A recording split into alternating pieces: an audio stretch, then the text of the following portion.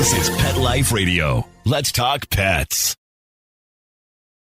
This show is brought to you by Pet King Brands, the makers of Zymox and Oratine. It's Oh Behave with Arden Moore, the show that teaches you how to have harmony in the household with your pets. Join Arden as she travels coast to coast to help millions better understand why cats and dogs do what they do. Get the latest scoop on famous faces, their perfectly pampered pets, and who's walking who in Rin Tin Tinseltown. From famous pet experts and best-selling authors to television and movie stars, you'll get the latest buzz from wagging tongues and tails, garner great pet tips, and have a doggone fur-flying fun time. So get ready for the pause and applause as we unleash your Oh Behave host, America's pet edutainer, Arden Moore. Welcome to the Oh Behave show on Pet Life Radio. I'm your host, Arden Moore. Our special guest today is a new breed of dog trainer. In fact, he actually considers himself more of a dog teacher than a trainer. And he believes that there are no bad dogs. Now, he's my kind of guy.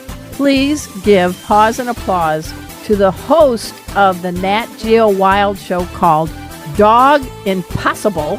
He's also the co-founder of the Zen Den, the very insightful Matt Beisner. Welcome to the show, Matt. Thank you, Arden. It's a real pleasure to be here. Hey, pet pals, get ready to learn how Matt is turning around the lives of some very challenged dogs.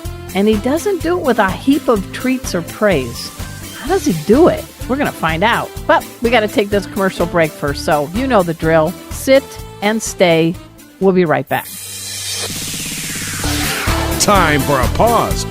4 furry ones, actually. Sit and stay. Oh Behave will be right back. Pause up, pet pals. Arden Moore here to talk about the importance of keeping your cats and dogs hydrated. Yes, clean water is great, but not all pets, especially cats, will lap up enough water every day from the bowl. Or maybe your dog is thirsty after a long walk. That's why I'm a big fan of 2 new isotonic drinks called Kitty Raid and Doggy Raid. And there is a great meal topper to enhance kibble called Yummy Raid. They all contain electrolytes and amino acids plus prebiotics. And they're all veterinary approved. Nice, right? Now, my furry Brady Bunch love them. Find out where you can get your paws on these healthy, hydrating drinks and gravy-like meal topper by visiting doggyraid.com. That's DOGGYRADE.com. Drink up, pets. Let's talk pets on PetLifeRadio.com. Oh Behave is back with more tail-wagging ways to achieve harmony in the household with your pets. Now, back to your fetching host, America's pet edutainer, Arden Moore. All right, welcome back to the Oh Behave show on Pet Life Radio. I'm your host, Arden Moore. Our special guest today is Matt Beisner. He's the co-founder of the Zen Dog with his wife, Brooklyn. Did you like that? I got your wife in there? Yes. Good one, Arden. Good girl, Arden. Good girl. Yeah. And he is the host of a must-see series. It's called Dog Impossible. Take that, Tom Cruise. And it airs on Disney Plus and National Geographic Wild. Matt, you take on the most challenging canine cases. A lot of these dogs have fear-based aggression, other kinds of challenging emotions. It's really not an easy gig. And yet you don't rely on treats or praise and, thank goodness, yelling. I mean, can you kind of describe the Zen-like approach that you use? Because I think it's much needed. Well, thank you, Arden. I sure appreciate the opportunity to talk about these amazing dogs and different ways that they respond to reinforcers. Obviously, you would know, and probably plenty of your listeners would know, 8 out of 10 dogs will respond to food first. I found myself in a world of dogs that had behavior that was aggressive, who often wouldn't respond to food right away, and actually didn't want to play either. So I stumbled into this niche, and I do me stumbled because I was afraid of dogs well into adulthood. Got bit when I was a kid on Halloween, and so I had to think carefully about what I was entering into because I was scared. Wait a minute, let's just take a pause. And I mean pause, 4 pause and a pause. So your whole career now, which you wouldn't have predicted after being bit as a kid on Halloween, is helping dogs that can bite you. Yeah. Yeah. There's I don't know if it's comeuppance or if it's Is that real. karma? Good, bad? I was going to say, I think probably the answer is yes. But what I find myself in are these profound opportunities to help build relationships between the dogs and their humans, and offering myself as a support. Obviously, commands or control, particularly from more punitive methods, is not going to be a long game for any learner. And it's not really ideal, honestly, for a lot of owners to be set up that way. They'll often say to me, I tried this and I didn't really like how it felt, but they assume that they don't know enough to be able to advocate for themselves and consequently their dogs. So as I begin to explore what really amounts to a lot of free shaping and capturing with verbal praise and then when appropriate, physical praise, and by when appropriate, I mean, is this dog signaling that this is acceptable? Right. I found a whole world of dogs and way of connecting with dogs that opened up, because sometimes I wouldn't have treats on me, or I would be in a situation where the dog wasn't going to take food and I needed to use something else. And if I could use my voice and mark with my voice and then modulate what I was doing with my voice and the words that I was saying, dogs started to respond to it. And it was pretty interesting. And it's something that I probably spent too many years exploring, but I spent a lot of years exploring it, and it fits really well into humane principles and how we can really work on that more intimate connection that we're after. Well, there's some things that I hope you can bring out, enlighten. Look, I'm using a Buddhism term, enlighten us on a few things. And I think it's really going to be a game changer. Number one, you're really dealing into new science. And I want you to talk a little bit about the high percentage of dogs deemed aggressive that are really fear-based and what that means. And secondly, I understand there are 3 things that we humans do that are big mistakes when you're dealing with challenging dogs. So, all right, I feel like Alex Trebek up from heaven. Hey, Matt, for 200, what the heck do you mean by what's going on with fear-based aggression, and why is that really something we need to pay attention to?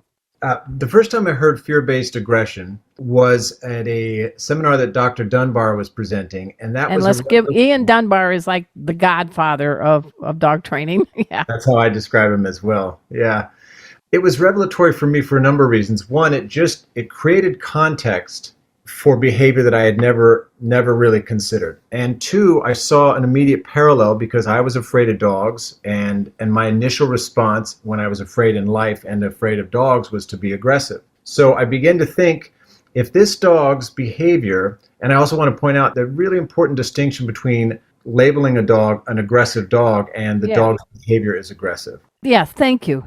Yes. So when I got that nugget from Dr. Dunbar, it helped me pivot radically so that I began to consider, and I just want to even pause there. I began to practice consideration in my training. There's something about this dog that I don't know, the knowing of which would help me change its experience.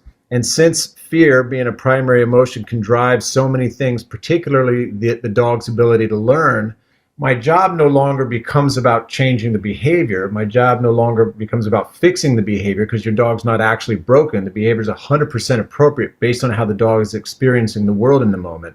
My job is to help meet the dog where it's at, which means what seems to be creating fear for you, and where can we work from that place. And I have learned gratefully that if I slow my roll in the beginning, and I mean all the way down to, I worked with a resource guarding dog with a bite history recently, and when I really slowed down and I began to look for patterns in the behavior, I noticed that one nostril would flare as a tell about 3 minutes before the dog was going to actually aggress. Really? Okay. Yeah. So when I slow my roll, then we build a foundation based on what that dog needs and that dog's agency, and then we can go fast. And it seems antithetical to this results-oriented... Oh, wait a minute. You just said a big old word. Say it again. Agency? No, it seems what? Antithetical. Yeah. Yeah, I can't even find that in the dictionary. What the heck? So generally, because we're in a results-oriented business, people want the thing to show that it works. Okay. And what I know works and what dogs demonstrate works and what science repeatedly demonstrate works is if we allow the dog to operate from a place that is not inflammatory, which is where we're dumping cortisol in and there's a lot of pressure put on the dog, but anti-inflammatory, where the presence of oxytocin is, and there are appropriately set up dopamine opportunities, then the dog is going to learn differently. That brings me to this. So this is really important. You just taught us, first, slow down, study, survey the surroundings. And second, our dogs outsmell us. They smell our emotional state. And I'm assuming you're bringing in an emotional state that has a lot more oxytocin than the bad cortisol. That's my intention. I am aware that I am a flaming antecedent, so that put on a T-shirt. Yeah, I'd like to see that. I'll get one. Okay. All right. Because I know, I show up as a human, and I'm trying to be mindful about how I show up. But what we find ourselves in is these dogs have this opportunity to learn in a way that actually lets them breathe, lets them process. And so if I go slow in the beginning, which helps me because I get better vocabulary for who this dog is and what the tells are and the patterns, and then I can include the dog's human. Do you see this? What did you notice here? And so they start to feel empowered. Now we're in this thing together. I don't have the answers. I just have experience that this individual may not have. But you know your dog better than I do. So let's see how we can all meet together in the middle. In one of your show's episodes, you talked about there are 3 things that we unintentionally do that are biggie mistakes, especially for dogs who are dealing with issues and they need to be paired with a human that knows what they're doing. I'll tee you up real easy. Do you know him? Okay. I don't He's enlightened. He's got this. So what's something we do with a dog that may be quote unquote with challenging behaviors, thinking we're doing it to be kind? It's nighttime. What's a big no-no for us? Oh, well, a big no-no, that the gateway to probably one of the big no-nos is I'm going to rub you and pet you now because it's nighttime and it's time for us to be cozy together. Okay. And that often happens at the expense of or override of the dog's consent. So going overboard on affection is going to backfire. I have seen that empirically, and I value any science that supports that because I've seen it for 10 years now. So what should we do? Because we're silly humans. Oh, you're a good girl. You're a good boy. And the poor dog is like, really? What's the better way of doing a sign of affection in a limited dose? I have to start with seeing what the dog responds to. So let's say my dog is laying on the couch and it's nighttime and I want to go get cozy with my dog and binge watch something. I have learned to watch what my dog does as I approach the couch. Okay. As I sit on the couch, as I scooch next to the dog, where I put my hands. Those kinds of things can tell me right away if the dog does or doesn't want to be touched. And then what I'll do is basically a game of red light, green light. If the dog says to me that it's comfortable being touched, I will pet the dog for maybe a second or two. Where I pet the dog matters. Right. Shoulder, head, those things. Can the dog see my hand coming? I'll pet the dog for a second or two and then I'll stop. And the dog will pretty clearly tell me by virtue of turning away or an exhale or maybe a stress cue, that was too much for me or I'm done. And if the dog seems to want more, then I will comply. And I don't know if this is appropriate, but it just reminds me of a first date. Yeah. Hey, don't worry. The show is called Oh Behave. You're in good stead. Yeah. The second thing that is a mistake is we think it's good to have dogs that may be having some issues to work out. At night, just say, hey, come on up on the bed. What's the danger for both? Well, the 3 things that I see, I certainly am curious your insight on this too. The 3 things that I see rather than a blanket, don't have a dog on the bed is, right. Does it disturb the human sleep? We're in a working relationship. So if my sleep, and I speak from somebody who had 3 dogs on the bed who every night thought it was a great idea and every morning vowed he wouldn't do it again.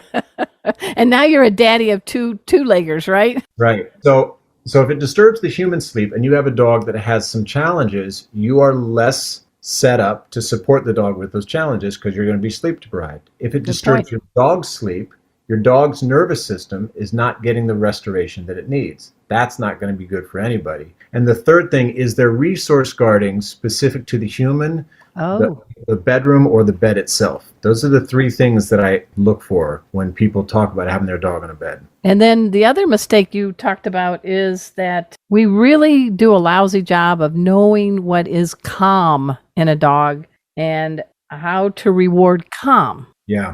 Yeah, so there's two parts to that. It's easy to get a false read on a dog, especially, let's say you're working with an aggression case. Anything that's not aggression starts to look great. But aggression often is a series of steps for the dog, and aggression typically is one of the last things the dog seems to want to do. So when I'm looking at what genuine calm is, again, I have to come back to learning what the dog's cues are, and then I have to pay attention if I'm using my voice, if I'm using my hands, if I'm using treats, values of treats. I have to pay attention to what lends itself to the dog continuing to remain calm and self-regulate versus what stimulates the dog. And that'll even change not only just the treat, but the technique.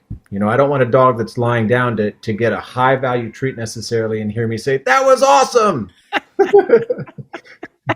What? Back to the drawing board. Hey, everyone, we're speaking with Matt Beisner. He is the Zen Dog.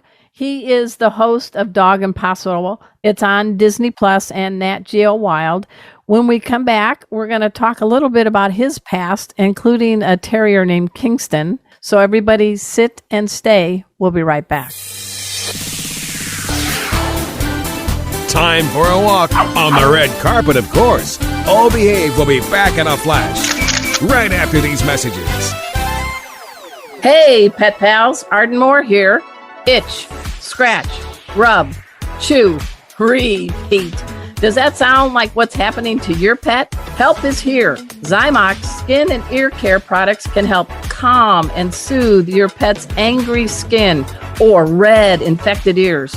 For over 20 years, Zymox products have been helping pets find relief for these conditions. For that itchy pet, Zymox shampoo and leave-on conditioner combines a special blend of ingredients that moisturize, hydrate, and provide soothing relief. For those hard-to-treat areas like body folds or the paws, easy-to-use Zymox topical cream and spray are great options. And for those nasty ears, Zymox Ear Solution is amazing. And you don't even have to pre-clean the painful ear. No pre-cleaning? Hooray! All Zymox skin and ear products get their effectiveness from enzymes. Zymox contains no antibiotics and no petroleum byproducts, just the soothing power of enzymes. Zymox can be found at your veterinary clinic, most specialty stores for pets, and online. And you can save 20% off any Zymox or Oratine products on Zymox.com. Just enter the code ARDEN20 at checkout. That's ARDEN20. Visit Zymox.com. That's ZYMOX.com. Pause up. Tevra Pet knows there's a lot in your life that you worry about. We want to make sure your pet's flea and tick protection isn't one of them. Tevra Pet offers vet-quality flea and tick protection that has the same active ingredients as leading brands like Canine Advantix 2 and Frontline Plus, but that cost much less, which means you can give your pet total flea protection worry-free. Tevra Pet, helping you and your pet live your best life. Online at tevrapet.com. That's TEVRA pet.com. Let's talk pets Let's talk pets on Pet Life Radio. Pet Life Radio. PetLifeRadio.com. Hi, I'm Dean Koontz, and you're listening to Oh Behave with Arden Moore on Pet Life Radio. We're back from the lot. Just checked the paper and we had a record showing at the box. The letterbox, that is. Now back to Oh Behave. Here's Arden. Welcome back to the O Behave Show on Pet Life Radio. I'm your host, Arden Moore. I'm getting schooled. Really, I'm getting schooled in a good way from our friend Matt Beisner. I want you, after the show, everybody, to go to zendog.com. And I think you're on, is this, what, season 2 for the Dog Impossible show? Season 2 is out right now, and you can always find me. People can find me on Instagram at Matt_Beisner and Facebook Matt Beisner, and Basically type in Matt Beisner, and if it's not me, then I might have a relative I didn't know about. All right, so you have quite an interesting past, and you weren't the kid that got straight A's. You didn't have this whole life charted out for you. In fact, you did a little prison time, and you also had dealings with a terrier named Kingston. So how has your past made you a better Matt? Well, what Kingston offered for me, and for clarity, because I have friends that have done prison time, I did jail time. Okay, jail time's different. Be sure to tell me it's different. Sorry. I was going to call Orange is the New Matt, but, go ahead. Yeah, I've been wearing black since I was in New York 15 years ago, so black is just Matt. So with Kingston, one of the parallels growing up is somebody who's just afraid of everything and who used alcohol and drugs as a way to buffer that until that became what I relied on, hence ended up in jail. By the time I land, about 2 months clean and sober and detoxing in my then girlfriend's home with this terrier Kingston, who is a puppy who's got some aggression issues, which is not how I recommend detoxing. Did you want to go back to jail? Come on. I did not think about it. Let's put it that way. Right.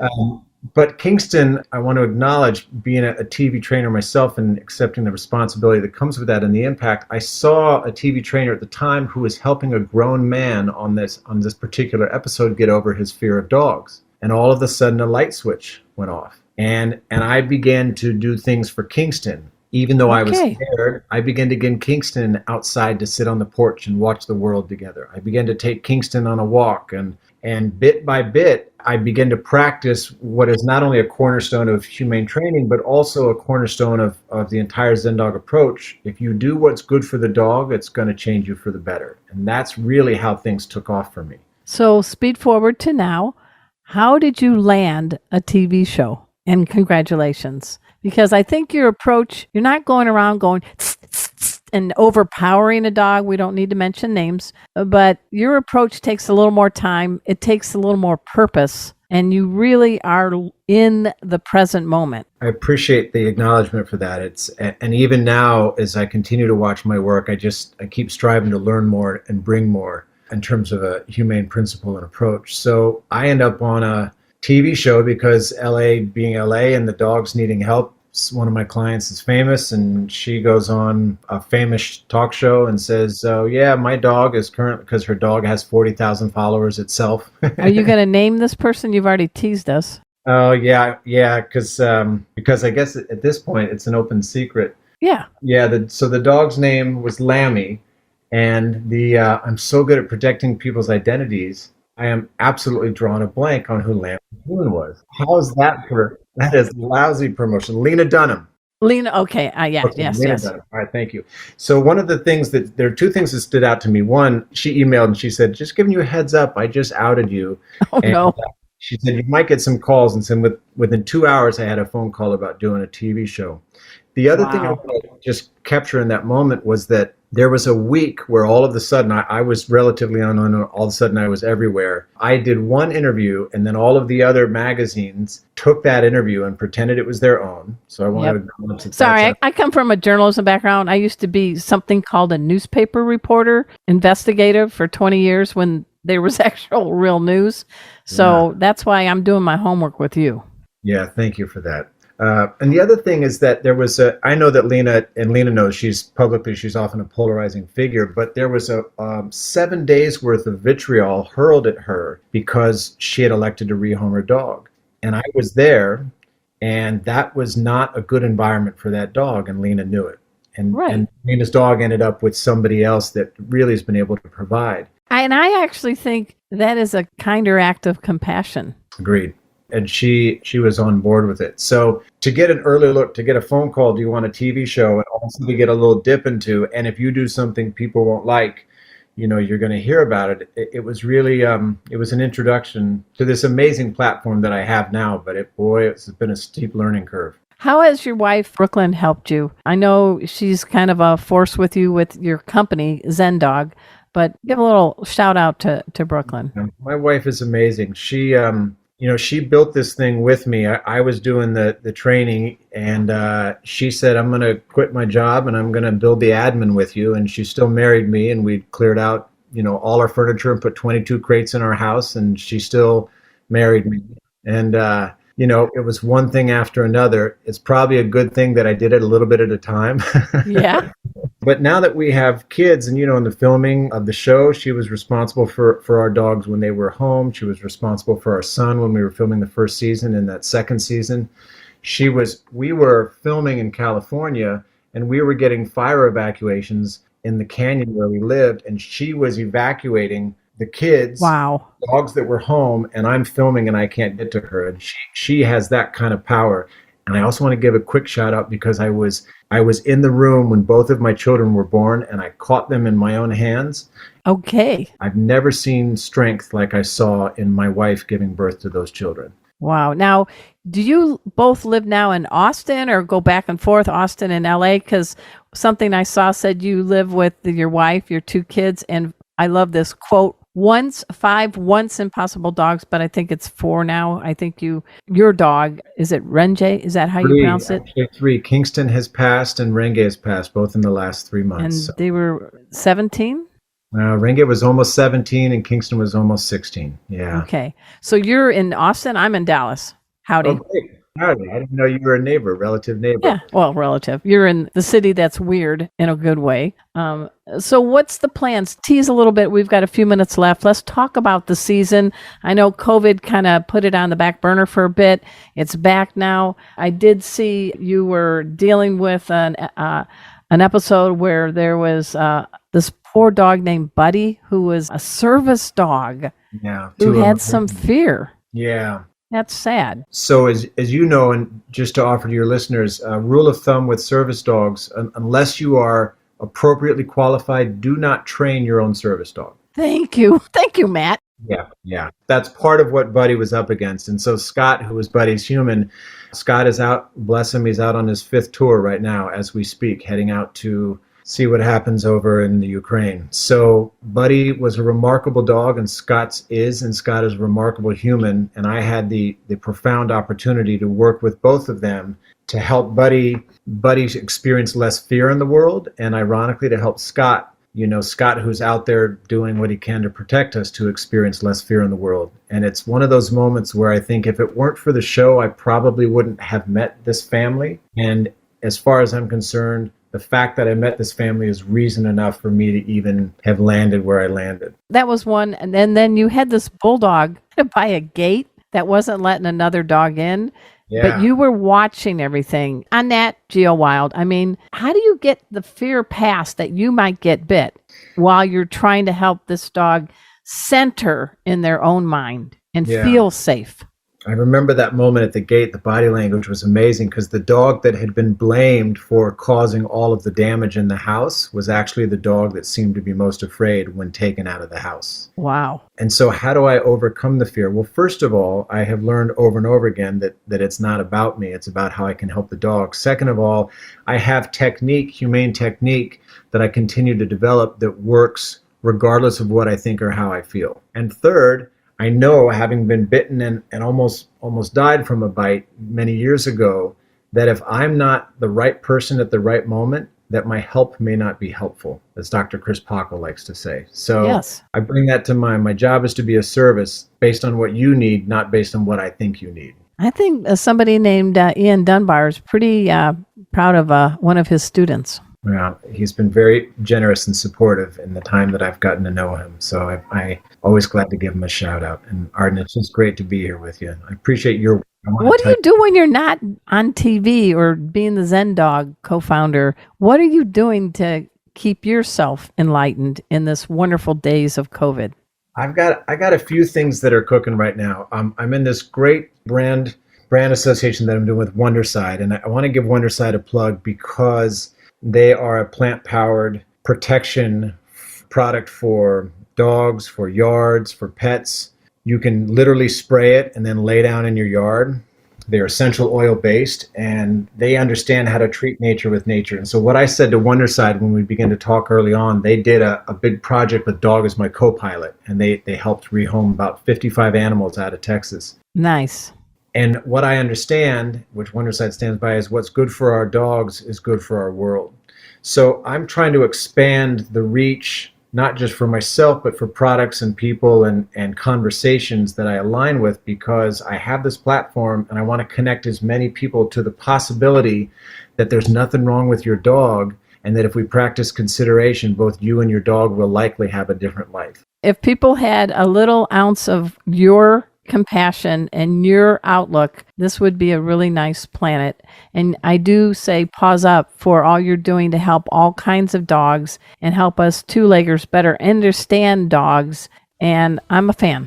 And I don't gush. So that's a big deal for me to say that to you, Mr. Matt. Thanks, very kind of you. I just want to keep building, taking what I have and building. I get a chance to present at Kim Brophy's Legs Conference in the fall, and there's just a lot for me to learn and share and explore. And thankfully, I know that I'm not in it alone. Hey, everybody, please check out his show. It is called Dog Impossible. It's on Disney Plus and Nat Geo Wild. And go to thezendog.com to learn more about Matt Beisner. And at this time, I also want to do a shout out to my producer, Mark Winter. He is the surgeon of sound. He is the executive director of Pet Life Radio, which is the largest pet radio network on the planet. And now that they've been doing all these little satellite modules, we might be on some other galaxy someday. Nothing's impossible. I just had a guy on the show who hosts Dog Impossible. So we can have Pet Life Radio possible anywhere. And I hope you check me out. Just go to ardenmoore.com. And until next time, this is your flea-free host, Arden Moore, delivering just 2 words to all you 2, 3, and 4-leggers out there. Oh, behave. Coast to coast and around the world, it's Oh Behave with Arden Moore. Find out why cats and dogs do the things they do, and get the latest buzz from wagging tongues and tails in Rin Tin Tinseltown. From famous pet experts and best-selling authors to television and movie stars, you'll get great tail-wagging pet tips and have a fur-flying fun time. Oh Behave with America's pet edutainer, Arden Moore. Every week on demand, only on PetLifeRadio.com.